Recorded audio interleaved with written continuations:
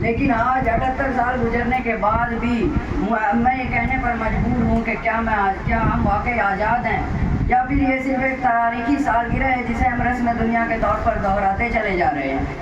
کیا ہم سچ میں آزاد ہیں؟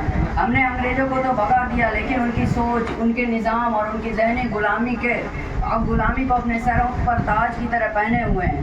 ہم نے غلامی کا لباس تو اتار کر آزادی کا لباس ضرور پہنا، مگر جیب میں وہی انگریزی سکے رہ گئے۔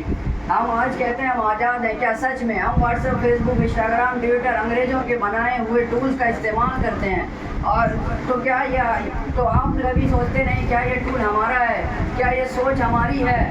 اور یہاں تک کہ ہمارا تعلیمی نظام، جو کہ آج سے تقریباً 200 سال پہلے لارڈ میکالے نے بنایا تھا، نے بنایا تھا، جو کہ صرف، اور انہوں نے صاحب کہا تھا ہمیں ایسے لوگ چاہیے جو جسم سے ہندوستانی ہو مگر سوچ سے انگریز۔ اور آج بھی ہمارا تعلیمی نظام صرف امتحان پاس کرانے اور نوکریوں کے لیے ڈگریاں جمع کرنے پر فوکس کراتی ہے، نہ کہ کھلی سوچ پر، آزاد سوچ پر، نہ کہ نئی تخلیق پر۔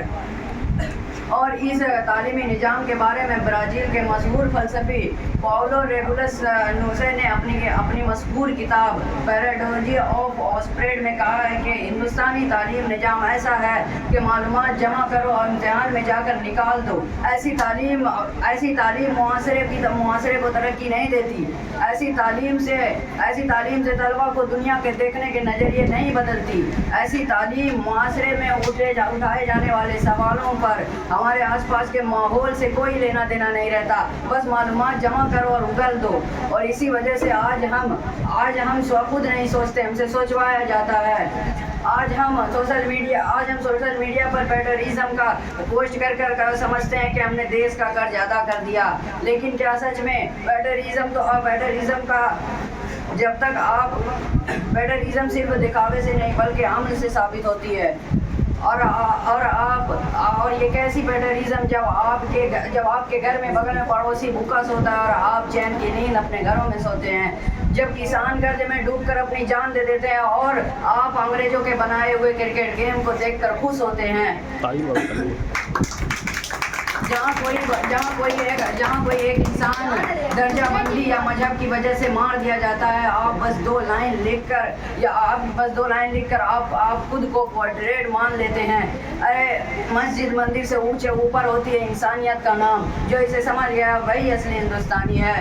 اور آئیے اب ہم ڈیموکریسی اور کرپشن کی بات کرتے ہیں۔ ہم ہمیشہ کہتے ہیں ملک خراب ہے کیونکہ حکومت خراب ہے، لیکن آپ نے کبھی سوچا کہ یہ حکومت تو ہمارے ہی بنائے ہوئے لوگوں سے بنتی ہے، ہم نے اسے چنا۔ آپ جب ایک ووٹ ڈال رہے ہوتے ہیں تو آپ اپنے ملک کو کسی ایک انسان کے ہاتھ میں سونپ رہے ہوتے ہیں، اور اگر ملک کی ترقی نہیں ہو رہی تو اس کے ذمہ دار ہم سب ہیں، کیونکہ اگر لیڈر کرپٹ ہے تو اس کے ذمہ دار ہم ہیں، کیونکہ اس نے ووٹ بھی ہم سے ہی لیا تھا۔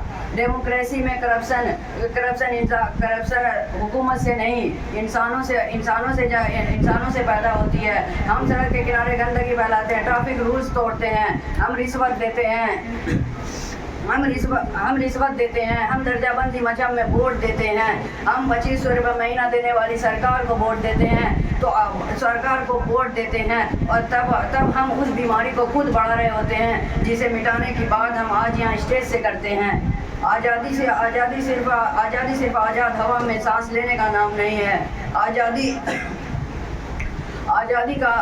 کے لیے ایک آزاد سوچ چاہیے۔